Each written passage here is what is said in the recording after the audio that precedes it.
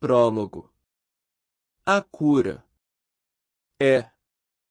Noanto caminhava de volta pela floresta naquela noite, no verão de 2005, com 20 morcegos dentro de bolsas de algodão penduradas em meu pescoço e todo tipo de inseto disputando a luz da minha lanterna de cabeça, percebi que meus tornozelos estavam coçando. Eu havia enfiado minha calça ensopada de repelente nas meias reforçadas contra sanguessugas e colocado outro par de meias por baixo, como proteção extra.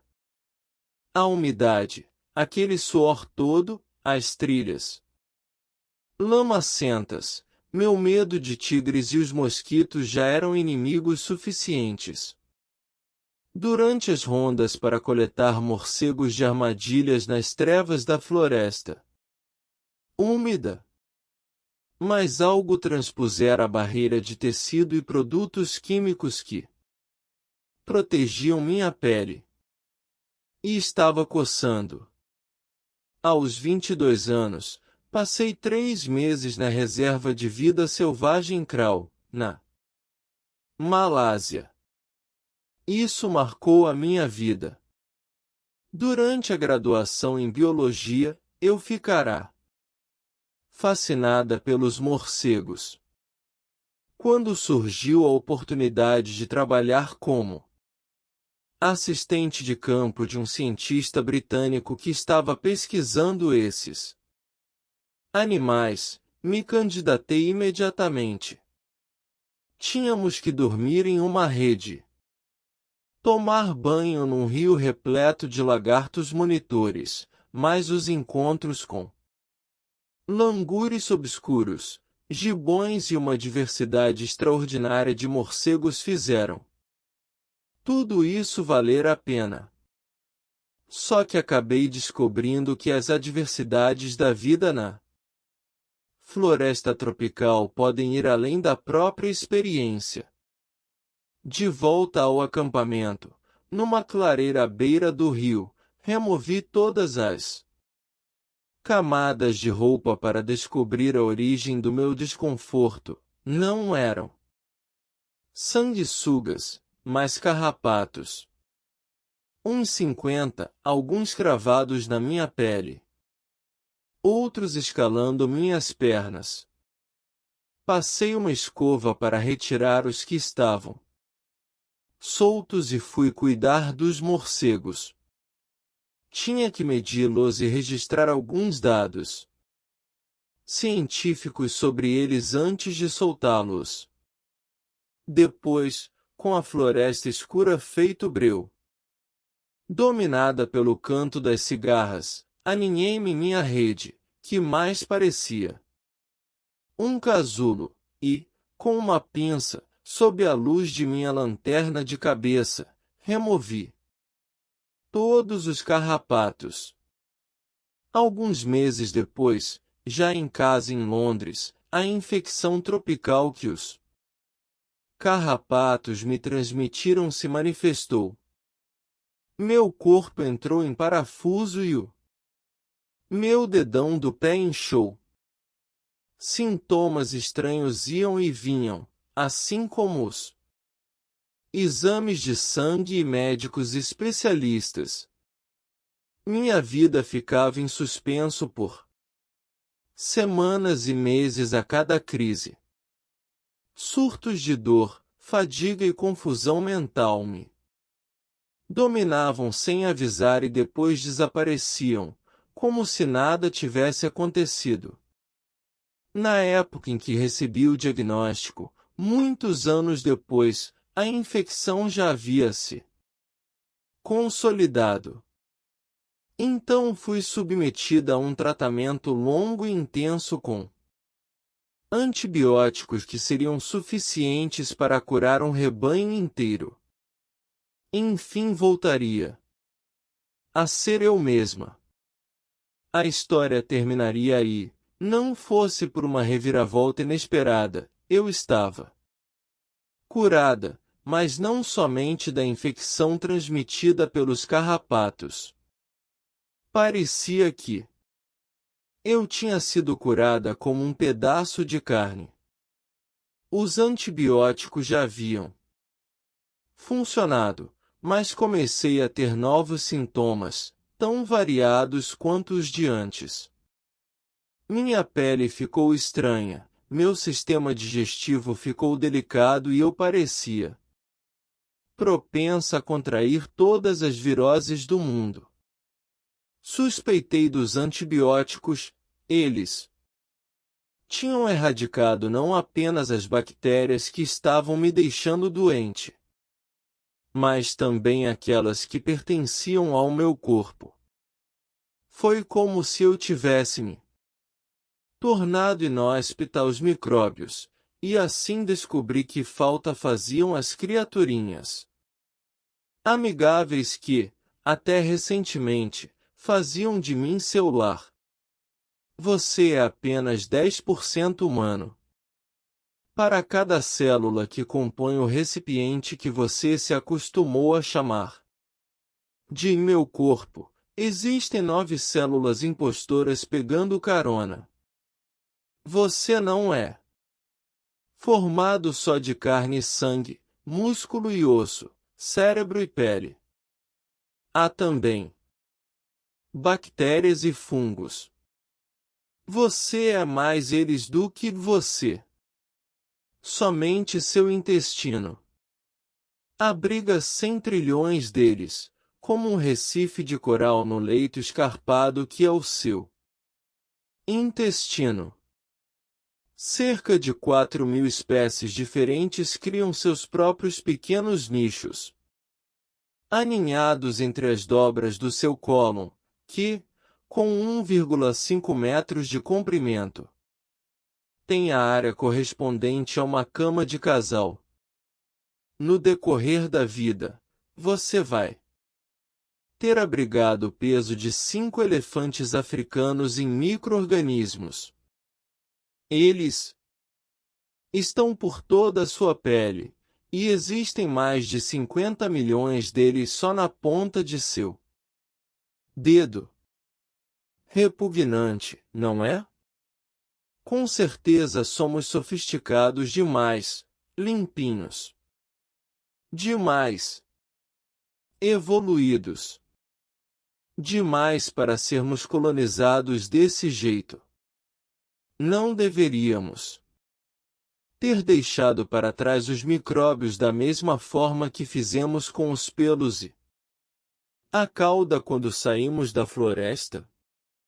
Não é verdade que a medicina moderna dispõe de ferramentas para expulsá-los? Assim teríamos uma vida mais limpa, saudável e independente. Desde que descobrimos que os micro-organismos habitam o nosso corpo e não nos fazem mal, nós os toleramos.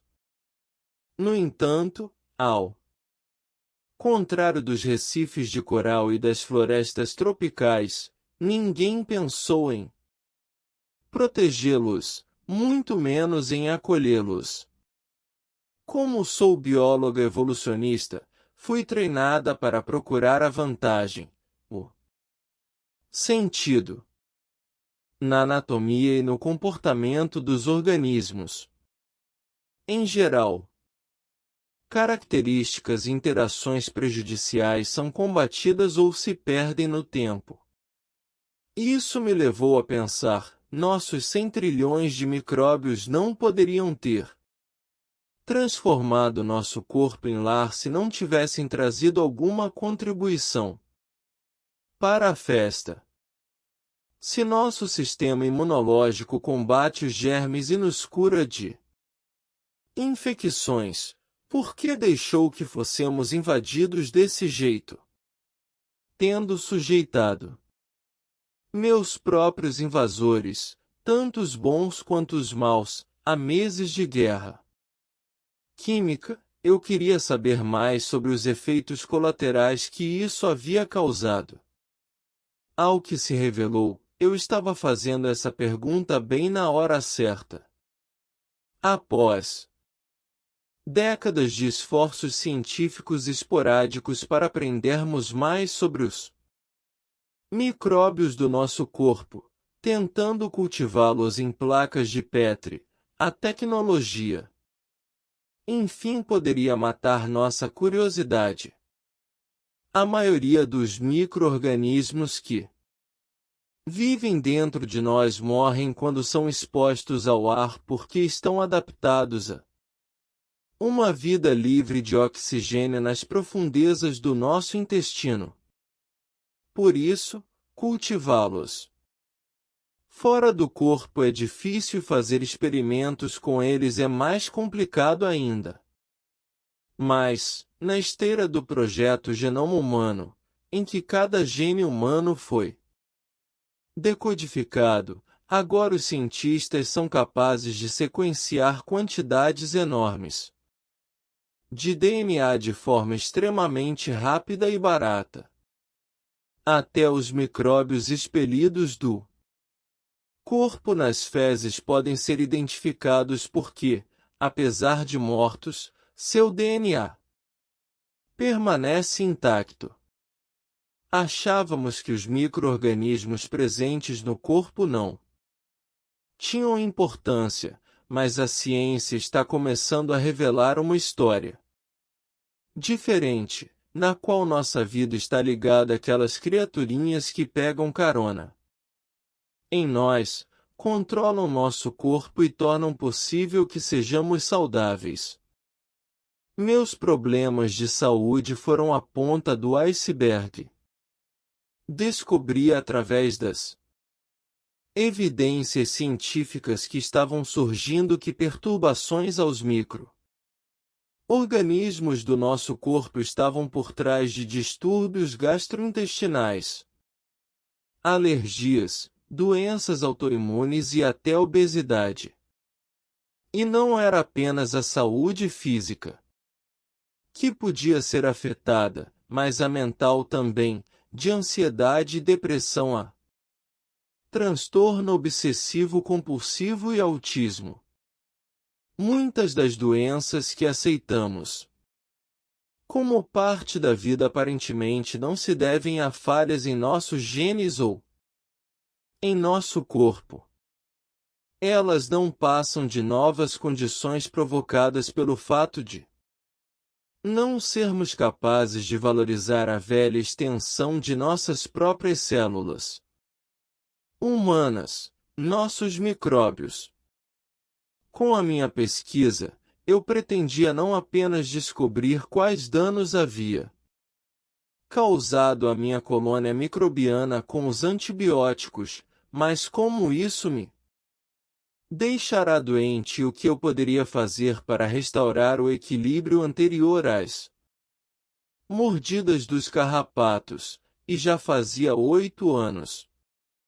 Para aprender mais, dei um grande passo na minha jornada de autodescoberta, o sequenciamento de DNA. Mas em vez de sequenciar meus próprios genes, preferi conhecer minha colônia de micróbios, meu microbioma. Sabendo quais espécies e cepas de bactérias eu continha, eu teria um ponto de partida para meu autoaperfeiçoamento. Empregando os conhecimentos mais recentes sobre os seres que deveriam estar vivendo dentro de mim, eu poderia avaliar a dimensão do dano e tentar repará-lo. Para isso, procurei um projeto científico civil, o American Gut Project, projeto americano do intestino, que funcionava no laboratório do professor Rob Knight, na Universidade do Colorado, em Boulder. Com seu serviço disponível a qualquer pessoa do mundo em troca de uma doação, o AGP faz o sequenciamento de amostras de micro-organismos presentes no corpo humano. Para aprender mais sobre as espécies que abrigamos e seu impacto sobre a nossa Saúde. Quando enviei a eles uma amostra de fezes contendo os micróbios do meu intestino, recebi uma fotografia do ecossistema que fazia do meu corpo seu lar. Fiquei aliviada ao saber que, após anos de antibióticos, ao menos alguma bactéria ainda vivia dentro de mim.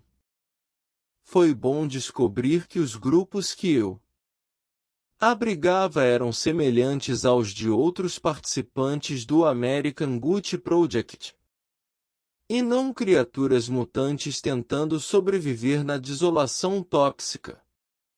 Mesmo assim, e isso era previsível, os remédios pareciam ter prejudicado a diversidade de minhas bactérias.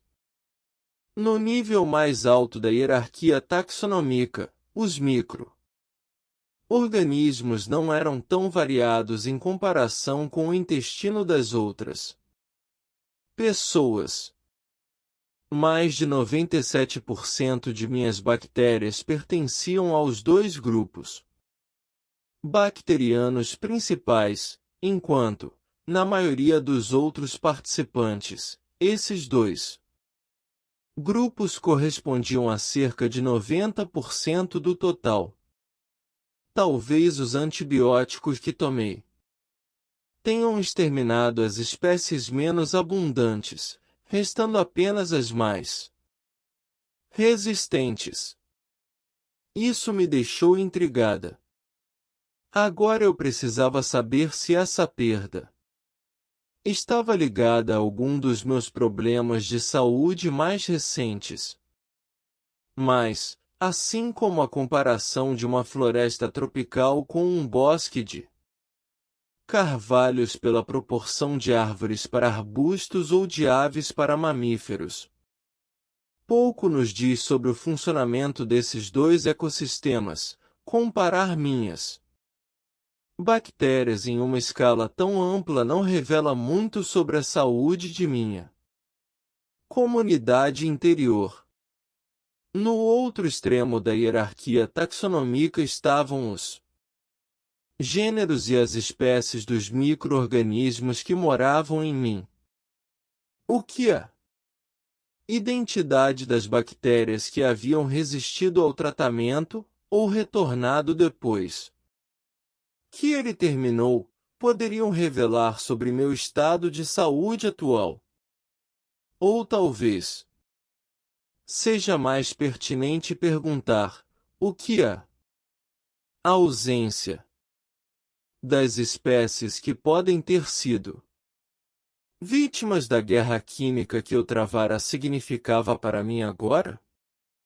Quando decidi aprender mais sobre nós, meus micróbios e eu, comecei a pôr em prática tudo o que havia aprendido. Eu queria recuperar as bactérias boas, e sabia que precisava fazer mudanças em minha rotina diária para ter de volta à colônia que trabalharia em harmonia com minhas células humanas. Se meus sintomas mais recentes eram resultado do dano colateral que eu inadvertidamente infligir à minha microbiota, será que eu seria capaz de reverter esse quadro e me livrar das alergias, dos problemas de pele e das infecções quase constantes?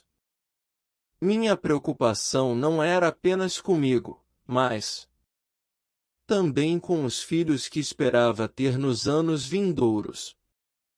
Como eu transmitiria não só meus genes, mas igualmente meus micro-organismos? Queria me certificar de que tinha algo que valesse a pena ser passado adiante.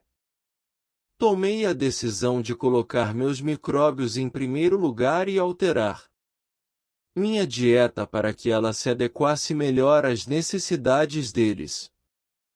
O plano era mandar sequenciar uma segunda amostra depois que a alteração em meu estilo de vida tivesse tido tempo de surtir efeito. Eu nutria a esperança de que meus esforços pudessem ficar evidentes na mudança da diversidade e do equilíbrio das espécies de que sou anfitriã. E, acima de tudo, esperava que meu investimento rendesse frutos, abrindo a porta para uma vida mais saudável e feliz.